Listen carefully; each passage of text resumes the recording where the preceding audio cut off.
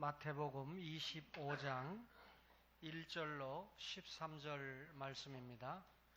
마태복음 25장 1절로 13절 말씀 교독하겠습니다. 그때 천국은 마치 등을 들고 신랑을 맞으러 나간 10처녀와 같다 하리니 미련한 자들은 등을 가지되 기름을 가지지 아니하고 신랑이 더디 오므로 다 졸며 잘세. 이에 그 처녀들이 다 일어나 등을 준비할세.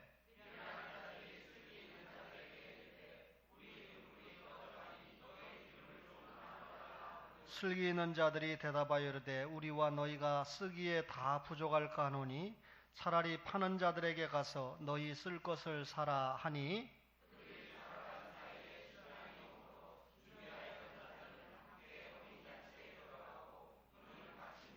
그 후에 남은 처녀들이 와서 이르되 주여 주여 우리에게 열어 주소서.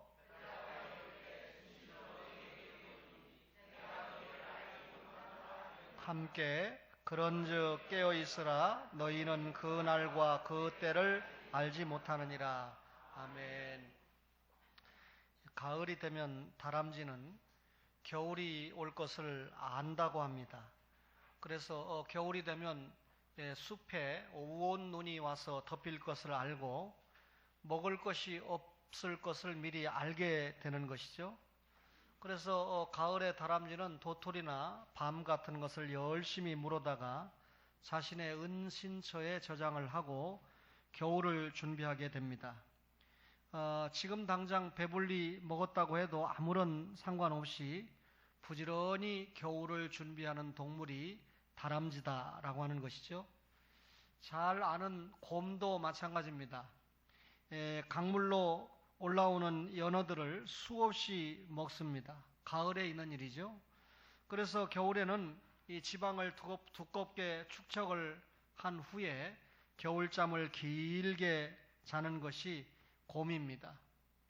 곤충들도 겨울을 준비합니다. 고치를 지어가지고 그 속에 들어가서 번데기가 되어서 혹독한 추위를 이기는 것이 곤충들입니다.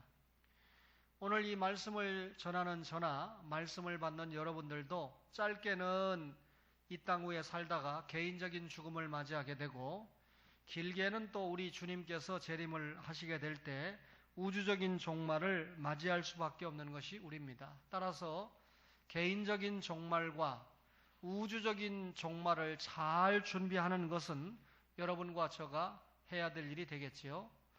오늘 슬기로운 5처녀를 만나보게 되는데 주님께서는 10처녀 비유를 통해서 주님의 재림을 준비하라고 말씀을 하십니다.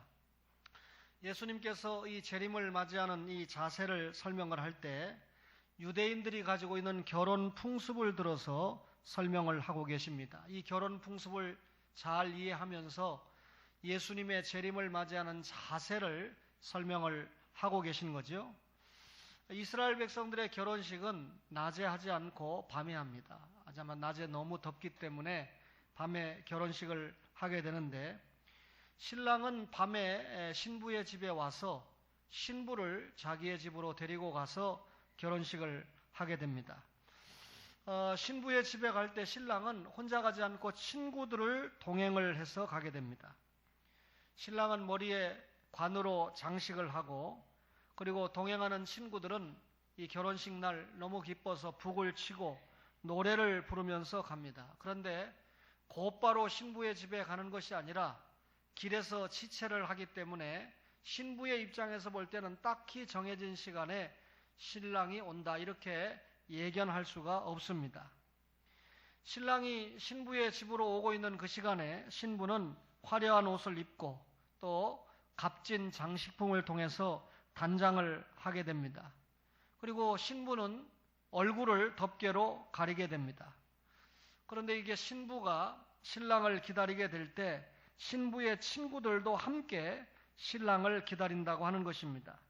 그래서 신랑이 친구들과 함께 신부의 집에 도착을 하면 신부는 또 자신의 친구들과 함께 신랑의 집으로 가는 것이 결혼 예식의 순서가 됩니다. 신랑이 신부의 집에 도착을 했습니다. 이제는 신부를 데리고 자신의 집으로 가게 됩니다. 이때 신부만 가는 것이 아니라 신부의 집에 함께 왔던 신랑의 친구들, 그리고 신부와 함께 기다렸던 신부의 친구들도 함께 신랑의 집으로 가면서 결혼식 행렬을 이루게 됩니다. 이 행렬에서 사람들은 이제 새 가정이 탄생을 하게 되니까 사랑의 노래를 힘있게 부르게 되죠. 그리고 덩실덩실 춤도 추게 됩니다. 이런 모든 행렬이 끝난 다음에 결혼식이 있게 되고, 그리고 성대한 혼인잔치가 이어지게 되는 것입니다. 그런데 오늘 이 본문에 예수님께서 말씀하시기를 이 결혼식에 신부가, 그리고 신부의 친구들이 신랑을 기다리는 것처럼 신랑을 기다리고 있다, 이렇게 비유를 하고 있습니다. 그런데 아무리 기다려도 신랑이 오지 않고 있습니다. 초저녁이 지났습니다. 자정이 지났습니다. 신랑은 오지 않습니다. 열처녀가 밤중이 되자 본문에 보면 슬기로운 5처녀, 미련한 5처녀가 있다고 그랬는데, 슬기롭든지 미련하든지 다 신랑이 오는 시간이 늦어지니까 함께 졸면서 잠이 들고 말았습니다. 오늘 5절에 보니까 신랑이 더디어 오므로 다 졸며 잤다, 이렇게 설명하고 있죠. 여러분, 오늘 이 교회 안에 슬기로운 5처녀가 있고 미련한 5처녀가 있다는 것이 주님의 비유입니다. 이 주님의 재림이 더뎌지고 있잖아요. 예수님이 부활 승천하신 후에 곧바로 데살로니가 교인들은 교인이 온다고, 그때가 종말이라고 생각했는데 2000년이 지나도록 주님께서 아직 오시고 계시지 않습니다. 그렇기 때문에 예수를 믿는 성도들 가운데 슬기롭다고 하는 사람이나 미련한 사람이나, 다시 말하면 교회 안에 있는 성도들이 똑같이 예수님의 재림이 더디기 때문에 여러 가지 교회가 어려움을 겪고 있다는 거죠. 오늘 한국 교회가 어려움을 겪고 있지 않다고 생각하는 성도는 영적으로 여러분 눈이 감기운 성도죠. 얼마나 어려운 시기를 우리가 통과하고 있습니까? 이런 때 여러분, 슬기로운 처녀, 미련한 처녀를 구분하는 것이 별 의미가 없습니다. 다시 말하면 여러분과 저가 어떤 처녀가 돼서 주님의 재림을 준비하느냐라고 하는 것이 너무나 중요하죠. 따라서 오늘 이 말씀을 들으면서 초원교회 안에 어떤 성도가 미련한 처녀고 어떤 처녀가 슬기로운 처녀라고 하는 것을 찾기 전에 내 자신이 얼마만큼 하나님 앞에 신앙을 견고하게 하고 준비하고 있는가라고 하는 것을 확인하는 것이 필요할 것입니다. 한밤중이 됐습니다. 보라, 신랑이로다, 맞으러 나오라 라고 하는 소리가 들립니다.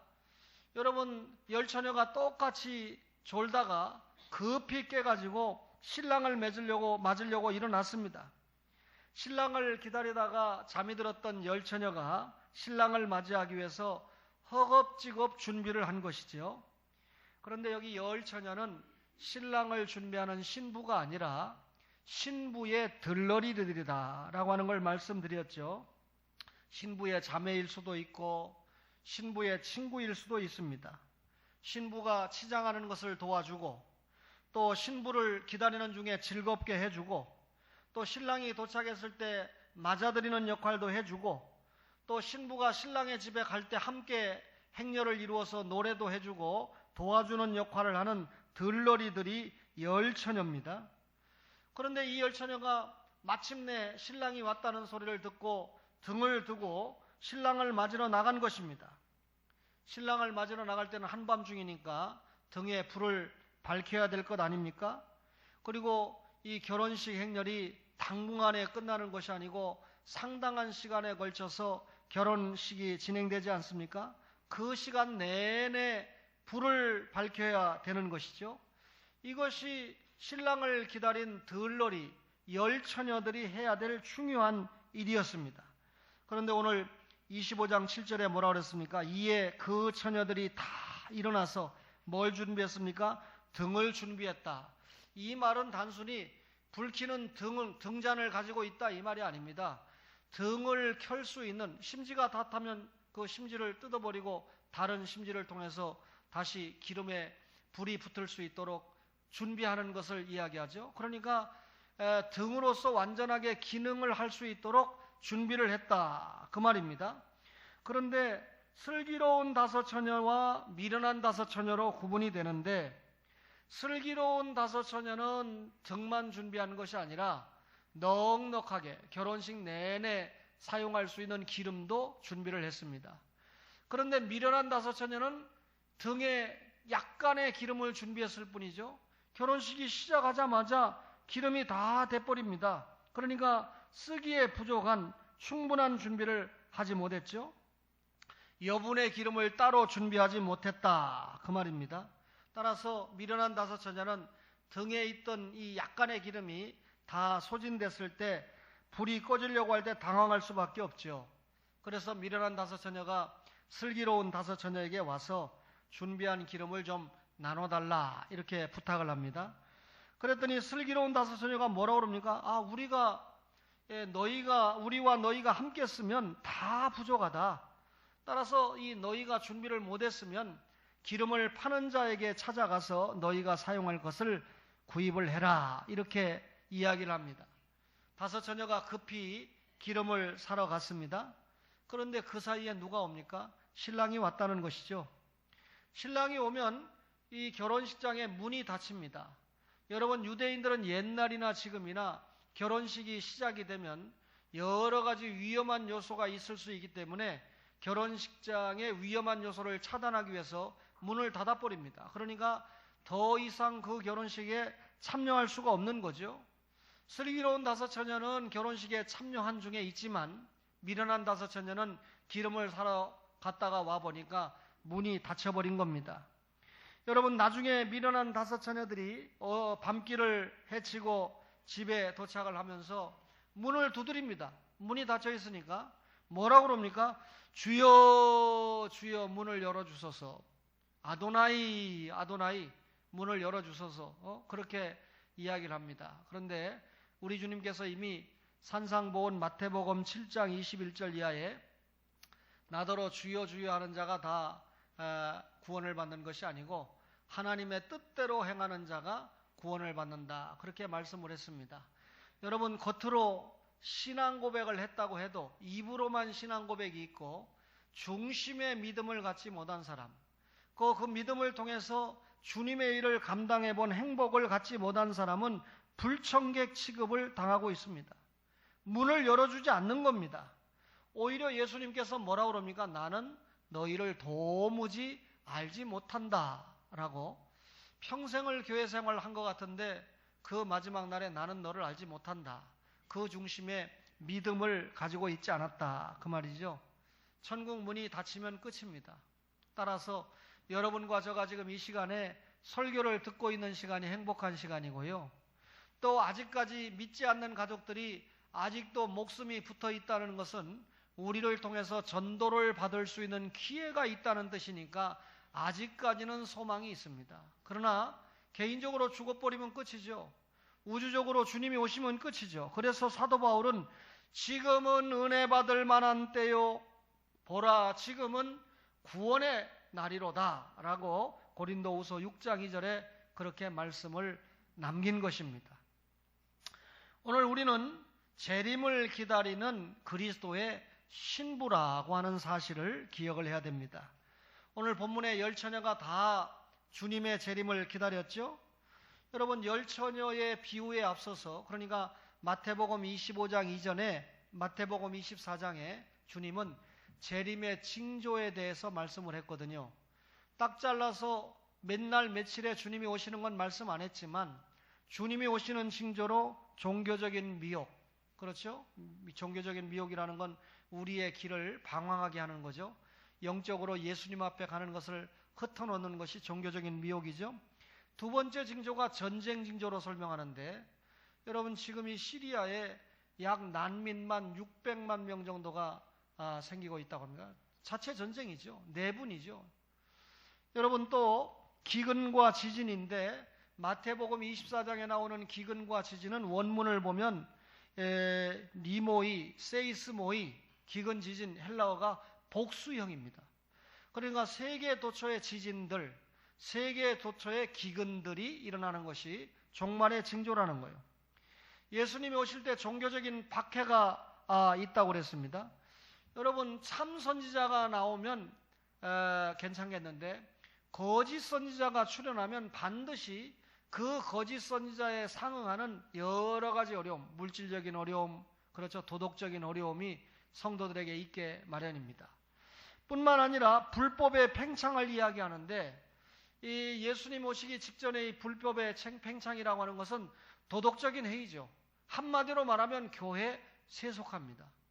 제가 예수님을 영접한 지가 이미 40년이 넘었는데 지금 이 기간 동안에 한국교회의 세속화가 지금과 같은 때가 있었을까라고 생각할 만큼 교회의 세속화, 물질적인 노예가 되고 교회가 성적인 노예가 되는 이런 기가 막힌 세속화는 보다가 처음 봅니다.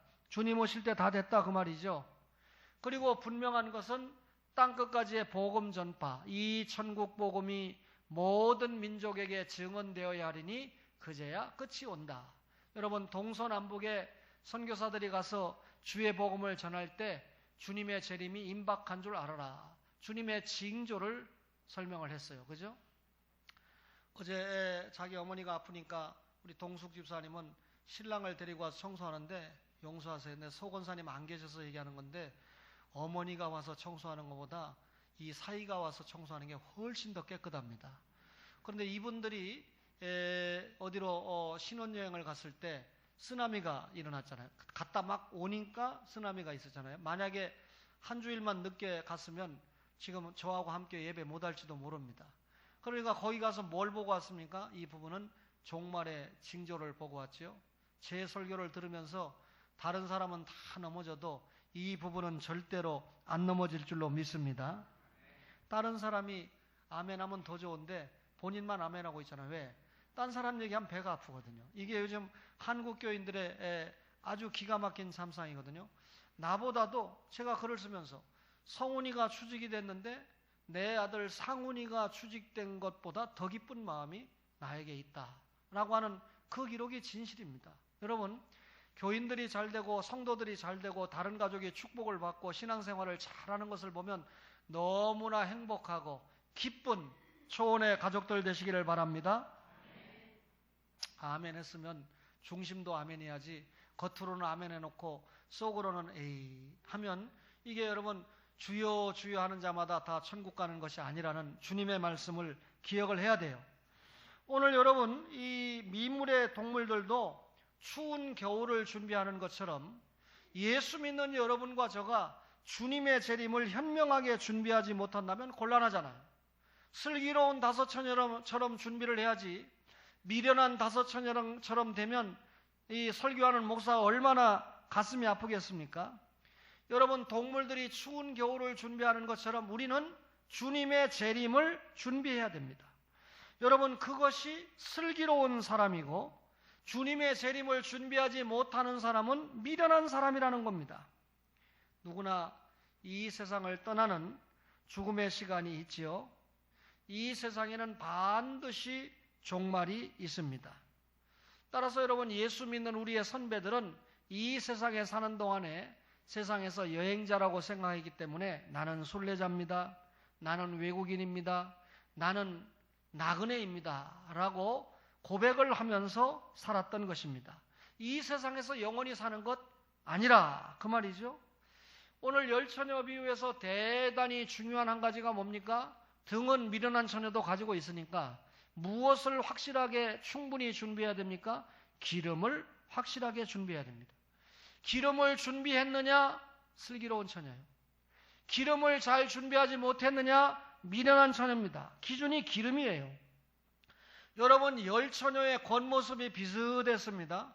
열처녀가 미련하든지 슬기롭든지 등을 가지고 있었어요. 이것은 오늘날 교회에 출입하는 교인들의 겉모습이 비슷하다 그 말입니다.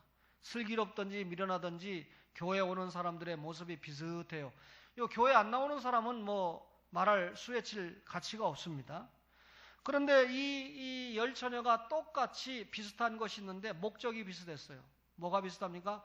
미련하든지 슬기롭든지 누구를 기다려요? 신랑을 기다리는 거죠. 신랑을 기다린다는 목적도 비슷했습니다. 그런데 미련하든지 슬기롭든지 연약도 비슷했어요. 다 같이 졸면서 잠이 들어버렸습니다. 그렇죠? 그런데 분명한 것은 슬기로운 처녀와 미련한 처녀의 한 가지 분명한 차이가 뭡니까? 여러분, 기름을 준비했느냐? 준비하지 못했느냐? 그러면 오늘 이 기름이 뭐냐 이겁니다. 많은 사람들이 이 기름을 설명을 할 때 성령님이다 이렇게 주장하는 분들이 있고, 또 어떤 분들은 믿음이다 이렇게 주장을 하는데 싸울 필요 없어요. 여러분, 오늘 이 등과 등불 할 때 등은 말씀이고 기름은 성령과 믿음입니다. 여러분, 우리에게 구원받는 믿음 누가 줍니까? 성령님이 주십니다. 생활하는 믿음을 누가 주십니까? 역시 성령님이 주십니다. 그런데 여러분, 성령님이 주시는 구원 얻는 믿음을 통해서 우리가 구원받게 되죠. 그러면 여러분, 그 믿음을 성령님이 주실 때 따라서 이것이 누구의 선물입니까? 하나님의 선물이라고 말하지 않습니까? 따라서 오늘 이 본문의 기름을 성령님 혹은 성령님이 주시는 믿음, 아무런 문제가 없습니다. 결국 믿음의 결국 구원이기 때문이죠. 구원이 뭡니까? 우리의 죄 용서받고 예수님의 십자가의 보혈로 죄 용서받고 여러분 천국 백성이 되는 것, 영원한 형벌을 면하고 천국 백성 돼서 하나님의 자녀로 기쁨과 행복한 중에 사는 것이 구원 아니겠습니까? 그 구원이 어디에서 왔습니까? 믿음에서 왔습니다. 그 믿음이 어디에서 왔습니까? 성령님께서 주셨기 때문에 왔습니다. 따라서 성령과 믿음, 믿음과 성령을 별개로 우리가 해석할 이유가 하나도 없는 것이죠. 우리에게 있는 믿음은 여러분과 저를 통해서 나온 것이 아니고 하나님의 선물입니다. 따라서 성령님이 여러분과 저에게 믿음을 주셔서 구원을 허락하신 줄로 믿습니다. 따라서 믿음이 있으면 성령을 받은 사람이고, 또 성령이 아니고는 우리가 예수님을 주라고 시인할 수 없기 때문에 성령을 받은 사람은 반드시 예수님을 나의 구주라고 고백하고 그 고백한 대로 신앙생활을 할 수 있는 사람이다, 그 말입니다. 근데 여기 문제가 있습니다. 등을 켜서 여러분 시간이 지나면 지날수록 뭐가 소진됩니까? 성령이 소진됩니다. 그러면 우리가 한 번 받은 성령님이 인격이신데 소멸될 수 있느냐라고 하는 질문을 할 수 있습니다. 성령님은 결코 소멸될 수가 없습니다. 우리가 받은 믿음, 구원 얻는 믿음도 결코 소멸될 수 없습니다. 한 번 예수님의 십자가 이 보혈을 믿으면 끝까지 우리 구원의 여러분 영생은 보장이 되는 것입니다. 너에게 기름과 같은 믿음을 가지고 있느냐? 이렇게 물으면 두 가지 부르죠. 예, 나는 그런 믿음을 분명히 가지고 있습니다. 글쎄, 아직까지 내 나타나는 모습과 이런 모습을 보니까 아직까지 내가 그런 믿음이 있다고 자신 있게 대답할 수 없습니다. 교회 나와 앉아 있는데도, 목사의 설교를 듣고 있는데도, 성경을 읽고 있는데도 나는 아직까지 구원받았다고 말할 확실한 근거가 없습니다. 이렇게 말하는 사람이 있을 것입니다. 여기서 말하는 믿음이 뭡니까? 성령님을 통해서 예수님의 십자가와 부활이 믿어지느냐?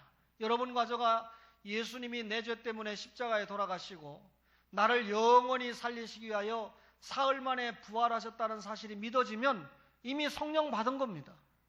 믿어지면 이미 여러분 성령님을 통해서 구원 받으신 줄로 믿기를 바랍니다. 기적 같은 이야기가 여신원에서 배운 작년에 졸업한 한 제자가 제주도에 순복음교회 가서 지금 전도사님 생활을 하는데 학생들을 가르치기 위해서 성령님은 누구신가, 또 예수님은 누구신가를 보내달라는 거예요. 근데 그 앞으로 우리 집사님들이 좀 세서 보내주면 좋은데 제가 착한 딸이다 보니까 딸은 내 책도 좀 선물하다 보니까 한 권을 덜 보냈어요. 한 권을 덜 보냈기 때문에 모자라다고 그 한 권을 보내래요. 그래서 제가 전도사님 거 옛날에 구입한 거 쓰시고 내가 월요일 날 반드시 붙여드리겠습니다. 야, 일반 택배는요, 제주도를 따블로 내려요. 우체국은 그렇게까지는 얘기 안 하는데, 우체국도 좀 제주도는 더 받아요. 그래서 제주도는 대한민국이 아닌가 봐요. 그래서 용서하세요. 제가 원혜룡 씨한테 전화를 걸었어요. 독립하라고. 그래서 메루스도 완전히 독립하고 가뭄도 독립하고, 그래서 중국 사람들에게 돈 좀 많이 벌어가지고 우리를 좀 도와달라고. 뭔 소린가 지금 못 알아듣는 거예요. 나라와 민족을 위해서 여러분 기도 많이 해야 되죠. 여러분, 외형적으로는 모든 것을 갖출 수 있습니다. 제가 그때에게 그랬어요. 순복음교회에서 내가 지은 성령님은 누구신가로 아이들 교육하다가 쫓겨난다. 내가 그러니까 쫓겨나는 게 아니라 제가 순교할 각오를 가지고 가르칩니다. 그래서 야, 역시 고신대 여신원을 졸업한 자격이 있다. 이런 제자들을 양성한 보람이 있다. 제가 그랬어요. 그죠? 또 일전에 우리 교회에 있었던 이상철 목사님도, 제가 오늘 새벽에 이상철 목사님을 위해서 기도하다가 제 아내에게 무슨 이야기를 나눈 게 있는데, 그분이 순복음교회 가서 5년 있다가 이거 배워 갖고 왔잖아요. 그죠? 그걸 자제하려니까 너무 힘든 거예요. 그래서 앞으로 하여튼 이 친구는 하나님의 말씀만 개혁주의적인 입장에서 연구하고 전하면 여러 가지 좋은 자질을 가지고 있다. 그런 대화를 저희 부부가 했습니다. 여러분, 외형적으로는 모든 것을 갖춥니다. 자, 똑같이 미련한 처녀나 슬기로운 처녀나 교회 와서 앉아 있습니다. 예배 드리고 있죠? 기도 시간에 기도하고 있죠? 찬송도 부르고 있죠? 그렇죠? 그리고 때가 되면 직분도 받습니다. 또 뭐 교회 봉사도 합니다. 믿음 없어도 찬양대 해요. 믿음 없어도 또 이 식사 봉사해요. 믿음 없어도 재정부도 합니다. 여러 봉사도 하죠. 그렇다고 해도 그 속에 믿음이 없다고 하면 어떤 경우에도 주님이 재림하시는 날 혼인잔치에 들어갈 수 없다. 교회에서 무슨 직분을 맡아서 감당했다고 그것이 천국 가고 지옥 가는 것 아니다, 그 말입니다. 따라서 우리가 주님 오시는 그날에 천국 백성이 되려고 하면 뭘 준비하는 게 중요해요? 기름을 준비하는 게 중요해요. 그런데 미련한 다섯 처녀는 기름을 준비하는 걸 대수롭지 않게 생각했어요. 어느 때나 기름을 살 수 있다고 생각하죠. 예수 좀 믿어라, 교회 좀 나와라, 그러니까 돈 좀 벌어놓고 나오겠다는 거예요. 지 돈 벌기 전에 주님 오시는 거 모르고. 또 이 기름을 좀 준비해라, 그러니까 필요하면 다른 사람에게 빌릴 수 있다. 아이고 목사님, 내 아내가 권사 아닙니까? 그냥 내 아내가 가서 열심히 믿는데 제가 아내 백으로, 용서하세요, 내가 새가족에 보여서 말 못하겠는데 좋아하네. 그죠? 성도가 여러분 개인 믿음으로 천국 가는 거지, 자기 부인이 예수 잘 믿는다고 지 아버지가 목사라고 그 백으로 천국 갑니까? 어림도 없는 소리죠. 또 이 사람들이 뭐라고 얘기하냐면 필요하면 언제든지 살 수 있는 것이 기름이라고 주장을 합니다. 미련한 다섯 처녀가 기름을 사러 갔습니다. 여러분, 오늘 본문에 기름을 사러 갔다고만 했지 기름을 사서 등을 밝혀서 들고 왔다, 이렇게 말하잖아요. 기름을 사서 등을 밝혔다는 것은 이미 말씀과 성령이 준비됐다는 말이거든요. 기름을 사러 갔는데 어쨌거나 돌아왔는데 등불 못 켰어요. 문을 열어달라고 하는데 문이 닫힌 겁니다. 믿음이라는 건 돈 주고 살 수 있는 게 아닙니다. 믿음보다 더 중요한 것이 없기 때문에 금보다 더 귀한 것이 믿음이다. 그죠? 여러분, 주일 성수가 뭔지 알고, 여러분 주님 앞에 기본적으로 신앙생활이 뭔지 알면서도 그게 무너집니다. 결국 하나님 앞에 되게 혼나봐야, 하나님 앞에 맞아봐야 그때서야 주님, 여러분 불신자는 맞을 일이 없어요. 그러나 예수 믿고 구원받았기 때문에 하나님이 한 주, 두 주, 세 주 기다려주면 결과적으로 맞는 겁니다. 터지는 겁니다. 손해보는 겁니다. 뺏기는 겁니다. 여러분 그것도 몰라요? 여러분, 그래서 믿음보다, 여러분 믿음은 금보다 귀하다. 미련한 다섯 처녀는 다른 것을 다 가지고 있었지만 가장 귀한 기름을 가지고 있지 못했습니다. 예수님께서 재림하시는 날 혼인잔치에 신부의 자격으로 당당히 참여할 수 있는 거 뭡니까? 믿음입니다. 예수님 재림하시는 그 시간에 우리가 당당하게 그분이 초청하는 문을 열고 들어갈 수 있는 것은 믿음이라는 것 외에는 없습니다. 그래서 여러분, 오늘 에베소서 3장 12절에 우리가 그 안에서 그를 믿음으로 말미암아 담대함과 확신을 가지고 하나님께 나아감을 얻는다. 여러분, 믿음을 통해서 하나님께 가는 거예요. 예수 믿는 믿음으로 구원 얻는 겁니다. 여러 목사님들이 자주 예화를 드는데 감리교의 창시자인 웨슬레 목사님이 The world is my parish, 세계는 나의 교구다라고 복음주의 각성운동을 일으켰던 중요한 한 분인데, 이분이 꿈속에 지옥을 가봤다는 거예요. 저는 꿈속에도 지옥을 안 가봤습니다. 성경 속에서 지옥이 어떤 곳인지 알죠? 꿈속에 지옥을 가봤는데 그분이 그랬다는 거예요. 자기가 감리교 신자니까 감리교인 여기 있습니까? 지옥에. 그러니까 있습니다 그러더래요. 그래서 야, 장로교인 여기 있습니까? 그러니까 또 있습니다 그러더래요. 침례교인도 있습니까? 그러니까 있다고 대답하더래요. 그래서 지옥에서 또 천주교인이 있습니까? 그러니까 여러 큰 소리로 천주교인들이 있다고 그러더래요. 지옥에. 지옥에 가니까 각종 교인들이 다 있습니다. 다시 말하면 미련한 다섯 처녀들이 지상교에 많이 있었다 그 말이죠. 그래서 이 웨슬레 목사님이 깜짝 놀라가지고 이번에는 천국에 간 꿈을 꿨다는 거예요. 천국에 가서 또 물었대요.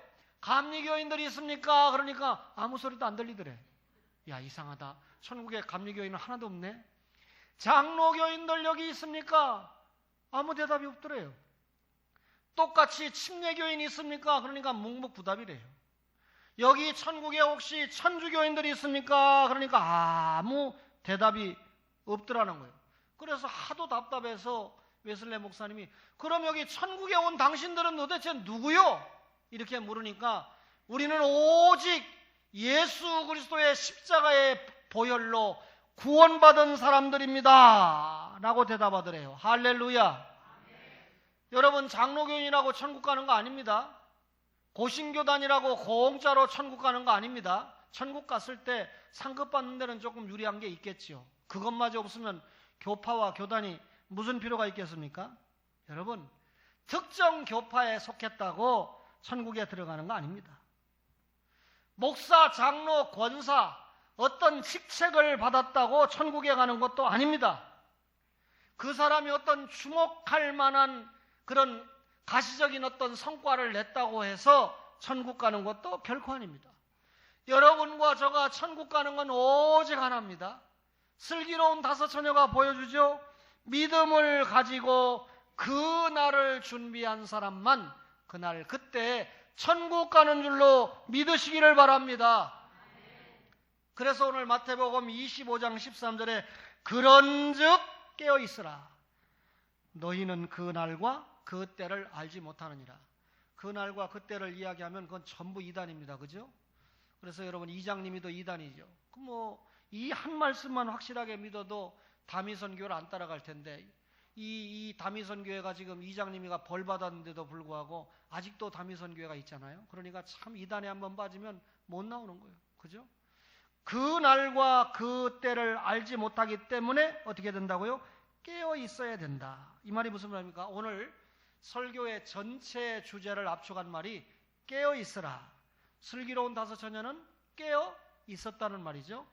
그 앞에 마태복음 24장 44절에 보니까 뭐라고 그랬습니까? 44절에 이러므로 너희도 준비하고 있으라. 생각지 않은 때 예수님이 오신다. 그러니까 여기 준비하고 있으라는 말과 깨어 있으라고 하는 말이 같은 말입니다.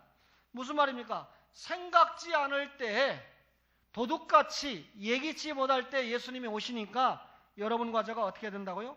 깨어 있어야 된다. 예수님의 재림을 준비하는 자세를 분명히 이해해야 됩니다. 여러분, 현재 시점으로 대비해야 돼요. 지금 제가 설교하고 있죠. 지금 이 시간에 주님이 오실지 모릅니다. 그러니까 주님이 언제 오실지 모르니까 현재 시점으로 대비해야지. 예수님 재림하시는 건 미래적인 진리다. 미래적인 시점으로 대비하면 큰일 난다는 말입니다. 따라서 여러분과 저가 믿음의 역사, 구원받았죠? 사랑의 수고, 구원받은 결과 성화와 사명의 감당을 하고 있죠. 뭘 가지고? 소망의 인내.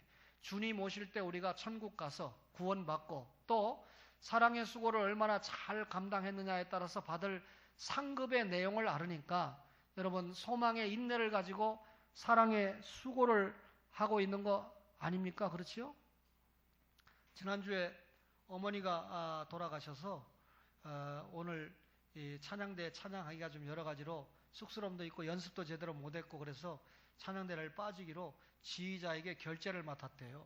그래서 지휘자가 결제해 줬으니까 목사님 이해하세요. 그래서 내가 계급은 아니지만 지휘자는 결제했는지 몰라도 담임 목사는 결제할 수가 없습니다. 지난주에 장례가 은혜롭게 잘 마쳐졌기 때문에 찬양대 복귀하고, 만약에 찬양 연습을 못해서 이 다른 사람들의 하모니를 깰 것 같으면 입만 뻥긋뻥긋 하더라도 찬양대 서는 것이 본연의 사명이다. 목사의 말에 순종했어요. 그렇죠? 여러분 오늘도 제가 찬양을 잘 들어보니까 또 우리 이 테너를 잘하는 우리 집사님이 계셔서 숫자가 적으니까 뭐 이 화음이 깨진다 이렇게 볼 수도 있는 사람도 있겠지만 제가 볼 때는 숫자가 적은데 끌고 갈 수 있는 이 원천을 제공한다 생각하니까 얼마나 감사한지 몰라요. 여러분 각자가 자기가 처해진 자리와 위치에서 여러분 믿음을 가지고 주님의 재림을 준비한다는 것이 얼마나 행복한 일인지 모릅니다. 사랑하는 청혼의 가족 여러분, 오늘 말씀을 들으면서 미련한 다섯 처녀 되면 안 되죠. 슬기로운 다섯 처녀죠. 그런데 슬기로운 다섯 처녀 설교를 잘 들었으면 다 같이 한번 따라합니다. 그런즉 깨어있으라. 그 앞에 여러분 24장 42절에도 뭐래요? 그러므로 깨어있으라죠. 다시 한번 따라합니다. 그러므로 깨어있으라. 너희도 준비하고 있으라. 여러분들은 와서 제 설교를 들었지만 우리 동영상을 통해서 듣는 분들이 여러분의 목소리를 듣고 숫자를 판단하잖아요. 여러분 여의도 순복음교회가 큰 교회입니까? 이 동춘동 초원교회가 큰 교회입니까? 알았으면 보여주세요. 한 번 더 이야기합니다. 그런즉 깨어있으라. 깨어있는 초원의 가족 되시기를 주의 이름으로 축원합니다.